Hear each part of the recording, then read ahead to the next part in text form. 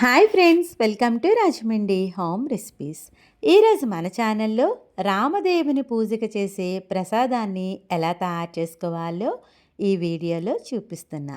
రామదేవుని పూజ మీరు ఎప్పుడు చేసుకున్నా 5 గురువారాలు 5 ఆదివారాలు మానకుండా చేసుకోవాలి. అలాగే ప్రసాదం చేసిన తర్వాత 5 ఉండలు చేసి దేవుడికి నైవేద్యంగా పెట్టండి. ముందైతే దీపారాధన చేసుకొని రామనామం జపించిన తర్వాత మనం చేసుకున్న ప్రసాదాన్ని 5 ఉండలుగా చేసి నైవేద్యంగా పెట్టాలి. ప్రసాదం తయారు చేయడం కోసం బౌల్లోకి 1 కప్పు నిండా గోధుమ రవ్వ తీసుకుంటాం. అదేనండి బొంబాయి రవ్వ లేదా సూజీ అంటారు కదా, అది. అదే కప్తో అరకప్పు దాకా పంచదార తీసుకోవాలి. 1 స్పూన్ దాకా ఆవు నెయ్యి వేసుకుంటున్నా.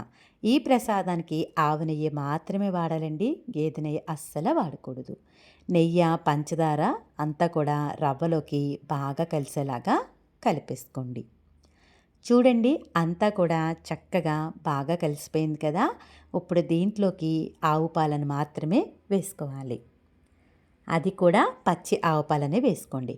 పాలన్నీ ఒకేసారి వేయకుండా కొద్దిగా పాలను వేసుకొని ముందుగా ఈ విధంగా కలపండి. ఇలా కలుపుతూ ఉంటే పంచదార అంతా కూడా కరిగి కాస్త పలచనబడుతుంది. అందుకే ఒకేసారి పాలు వేయకుండా కొద్ది కొద్దిగా పాలను వేసుకుంటూ ఉండయ్యేంత వరకు కూడా వేసుకోవాలి. ఇది మనకి ఉండలా అవ్వలేదు కదా, మరి కొద్దిగా పాలనైతే వేస్తున్నా.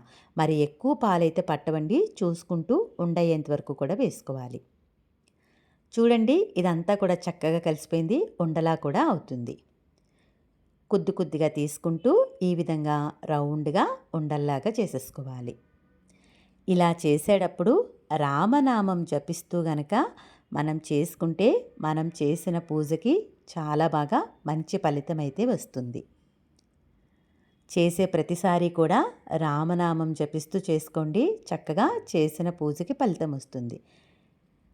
ఇలా చేసుకున్న ఉండలను 5 ఉండలుగా చేసి దేవుడికైతే నైవేద్యంగా పెట్టాలండి. గుర్తుపెట్టుకోండి, ఈ ప్రసాదం చేసేటప్పుడు గేదె పాలు కానీ గేదె నెయ్యి కానీ అస్సలు వాడకూడదు. ఆవు పాలు, అవి కూడా పచ్చిగా ఉండే ఆవు పాలు, ఆవు నెయ్యి మాత్రమే వేసుకోవాలి. ఇంతేనండి, రామదేవుని పూజకి చేసే ప్రసాదం అయితే రెడీ అయిపోయింది. మీరు కూడా ఈ రామదేవుని పూజకి నేను చూపించినట్టుగా ఇలా ప్రసాదాన్ని అయితే తయారు చేసుకోండి.